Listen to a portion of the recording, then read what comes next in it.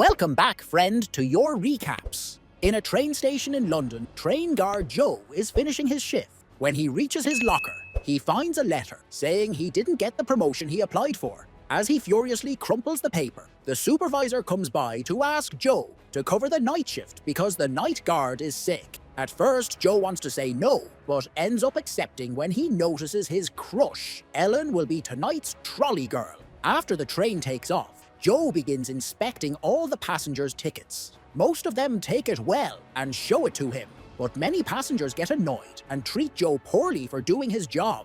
A woman drops her cane, and when Joe helps her, he gets startled by a sudden growl, but it's just the lady's dog. Kate claims she lost her ticket and gets angry when Joe makes her pay the fine. In a corner, Billy changes into more comfortable clothes.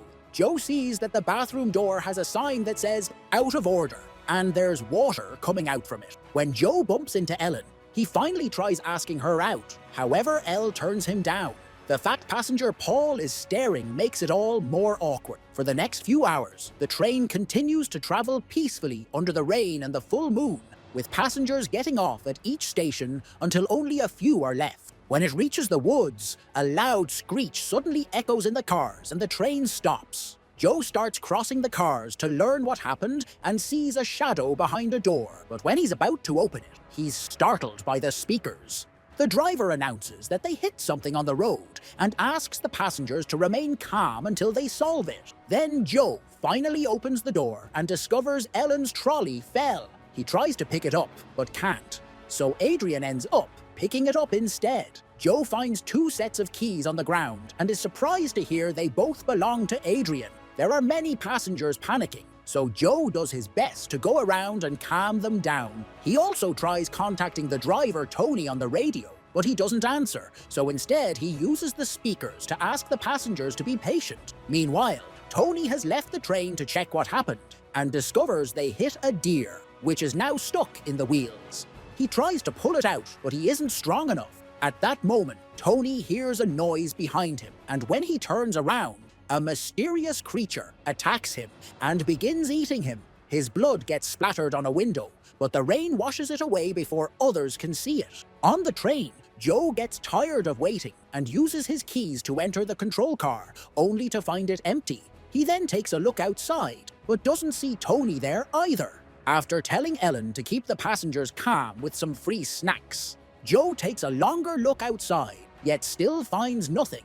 Next, Joe makes a call to the company's rescue team, who explain they're behind on schedule because the storm has been causing lots of accidents. The phone signal is poor and full of static, but Joe manages to learn they'll be there in 4 hours. Afterward, Joe informs the passengers of the 4-hour wait, causing them to start freaking out. When he tells them the driver has disappeared, their complaining gets worse. So Adrian has to yell to shut them up. He points out they have no signal on their phones, so they should just walk to the next station to call for help. Joe tries to explain it's dangerous and he could lose his job, but the passengers team up against him, and he has no choice but to agree to be their guide. After Joe unlocks the door, the group leaves by making a line and walking next to the train, unaware someone is watching from the woods. Eventually, they hear something moving among the bushes, so Joe and Ellen go to investigate. To their shock, they find Tony's mauled body on the ground. The duo immediately heads back and tells the passengers to get back on the train at the same time. Howling and growling can be heard in the distance. It takes a few seconds for Joe to unlock the door, and everyone rushes aboard in fear. An elderly couple is slower than the others because of their age. And when they're finally jumping in, the monster manages to bite Jenny's leg. It even shakes her up and down between the doors before the group can finally drag her inside and lock the car. Afterward, Jenny is taken to a seat where Ellen washes the wound with water and wraps it up the best she can. Billy and Matthew try looking out the window with a flashlight, but they can't see anything out there. When Joe checks the door to be sure it's properly locked, the monster pounds on the train car and growls, so the group decides to be as quiet as possible. They can hear the creature's claws scratching the car, and the group waits until the howling is heard far from the train to speak again. Then Joe goes to the control car to try using the train phone, but there's no signal. At that moment, Billy joins him and reveals he's an engineering student. By taking a look at the controls, he can tell there's a fuel leak that caused the line to split when the train crashed. If they don't fix that, they'll never be able to move. Outside, it's shown that the train's antenna is broken, implying the creature did it. Joe explains the situation to the passengers, who begin discussing what kind of animal is their attacker. Adrian calls it a bear, but Nina points out that bears don't howl. Jenny says it wasn't an animal, but something more human. However, everyone thinks it's the shock talking. Suddenly, they hear noises inside another car and worry that the monster may be trying to get in. Joe grabs a fire extinguisher and goes with Billy and Adrian to investigate. They carefully cross the car and discover the noise is coming from the bathroom. As Adrian gets ready to strike, Joe unlocks the door, only to see Paul fall out. It turns out he was stuck in there since before the crash. The four guys go back to the group, and Paul is told the whole story. But instead of freaking out about the monster, he's sad that he missed his stop. Sometime later, they check on Jenny's wound and notice it's getting worse. She's also got a fever. Kate notices Nina is young and scared, so she talks to her to comfort her with some stories about her own daughter. Suddenly, the creature starts pounding on the door again and then jumps on the roof, causing the train's lights to start failing. At that moment, Nina's phone gets signal, and she receives a call from her mother. But as she tries to ask for help, the creature bursts in through the window. It grabs Nina by the legs and drags her out as she screams, so Kate tries to grab her hand to help her. However, Matthew drags her back because she would have been captured as well. Then they hear the beast mauling Nina on the roof, and her blood can be seen on the windows. Terrified, the group rushes to hide in another car, and Kate freaks out because nobody wanted to save Nina. An argument ensues until Jenny's husband Jed yells to make everyone shut up and reminds them they must work together to survive.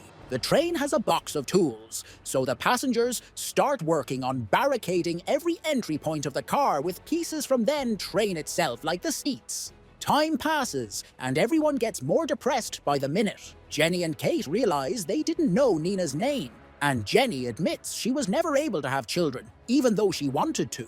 In a corner, Adrian talks to Joe, explaining he has 2 sets of keys because he has a nice place for his family and a secret apartment for his naughty adventures.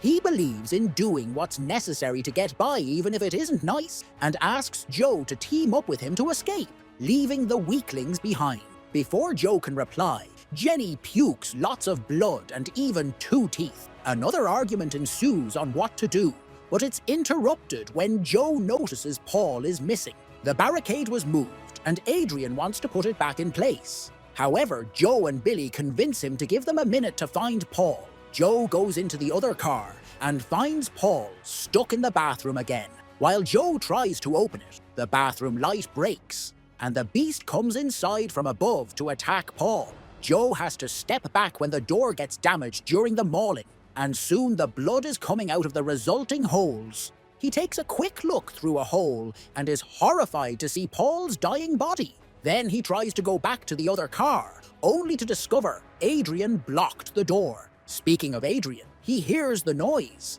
and decides to leave the train to save himself. So he removes the barricade on the boarding door. However, it's locked, and Joe has the key. Back to Joe. He keeps on pushing the door while watching the monster approach him. When he's about to be attacked, the others finally open the door and drag Joe into the car before blocking the door again. While the group piles up as many things as possible, Adrian tries to break the window with the fire extinguisher to no avail. Unfortunately, the beast is too strong and breaks through the barricade, causing Ellen to freeze. Thankfully, Joe acts fast and moves her out of the way before the monster can hurt her.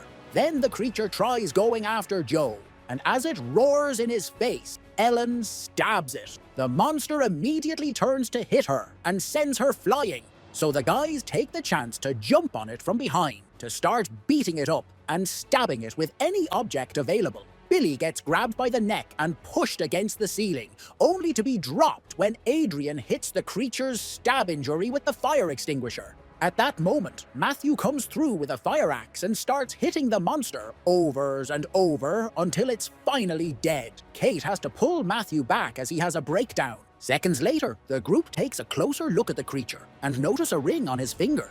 Like Jenny said, it looks very human-like. So Matthew concludes it's a werewolf. Adrian remembers that people who get bitten transform as well, and now everyone is wary of Jenny. While some of the passengers cover up the body, Jed tells the story of a train that got off the rails in this area many years ago. The authorities discovered many bodies missing and others mauled, but an explanation was never found. He concludes the werewolf killed them back then too.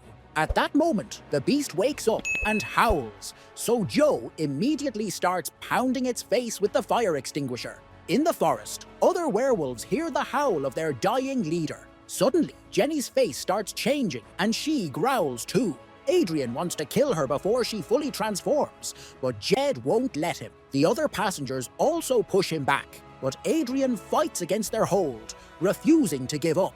He breaks through and starts choking Jenny, so Joe punches him to knock him down. Then the group agrees to tie up both Adrian and Jenny using belts. Afterwards, they decide on a plan. Billy will try to fix the train and teaches Ellen what buttons to press to get them out of there as soon as the train reacts. Joe makes a speech through the speaker, trying to keep everyone's hopes up. Matthew and Billy get off the train and quickly find the leak. While Billy gets under the train to fix it, Matthew keeps watch. Inside, Kate reveals she and Adrian had a dirty night together some time ago, but Adrian doesn't bother to remember any of his one-night stands. Jenny starts having trouble breathing, and Adrian insists they should do something before it's too late. At that moment, Matthew hears a noise in the forest and goes to investigate, leaving Billy without light. In the forest, Matthew can hear Nina crying for help and follows her voice, only to find her body on top of a tree, being devoured by a werewolf. Terrified, Matthew tries running away. However, the werewolves soon surround him. He tries defending himself with his axe to no avail, and the werewolves jump on him to eat him alive. In the train, everyone hears Matthew's screams as he dies, followed by a loud howl. Jenny freezes, and Adrian keeps asking Kate to kill her. Billy finally fixes the train and the lights comes back. Thus, Joe and Ellen try to figure out the controls. Soon the werewolves approach the train, so Billy grabs the car and lifts his body to hide until the monsters go away. Unfortunately, they appear at the front window and startled Ellen and Joe, who finally activate the train. Billy has to hold on the car again, not to be left behind. Suddenly, Jenny finishes transforming, so Kate rushes to release Adrian before Jenny breaks free with her new strength. Adrian tries to help Jed, only for Jenny to knock him down. At that moment, another werewolf appears at the door and grabs Kate, who cries for help. However, Adrian kicks her to push her and the werewolf off the train. The train speeds away, and Kate is left behind, quickly becoming werewolf food. As Jed tries to make his wife see reason, Adrian tries to fight Jenny again, hitting her with a wrench. Furious, Jed punches him back before he could kill her. Then Jenny jumps on her husband and bites his neck, causing his blood to rain. While Jenny tries to go after Adrian, Billy struggles to hold on and accidentally breaks the repairs he did, causing the train to stop again. Joe and Ellen rush out of the control car and stab Jenny right before she can kill Adrian. Then an angry Joe jumps on Adrian to beat him up, but Ellen stops him. The werewolves use the chance to enter the train, so Joe and Ellen rush to lock the door. Adrian realizes he'd have a better chance to escape if one person stays behind as bait. Thus, he knocks down Joe. It's not enough to leave him unconscious, and Joe immediately retaliates, triggering a fight. While the men struggle on the ground, Ellen grabs a piece of sharp metal and cuts Adrian until he lets go of Joe. While Ellen takes care of her friend, Adrian blocks the way and grabs the keys from the door before jumping out of the train. The werewolves quickly surround the duo, but before they can attack, Billy appears with a Molotov bomb ready. He throws it at one of the werewolves, causing it to burn and starting a fire. Then he lights up a torch and scares the other monsters into stepping back into the other car while giving Joe and Ellen a crowbar. This allows the duo to force the door open and jump out of the train, while Billy gets captured and killed too. As Ellen and Joe run through the forest, they can hear the werewolves coming after them. Deciding it's too late, Joe kisses Ellen before telling her to go because he'll stay behind as a distraction. Crying, Ellen finds a path to run away, while Joe starts fighting the werewolves with the piece of metal, managing to stab one of them. No matter how hard he fights, though, the werewolves overpower him and he ends up getting bitten. Moments later, Ellen makes it to the next train station with Joe's name tag in hand. Meanwhile, Adrian continues to run through and finds some clothes in the ground. The werewolves suddenly surround him and a newly transformed Joe jumps to attack. Please, if you like my content, support me with a like and subscribe to the channel. Have a nice day, friends!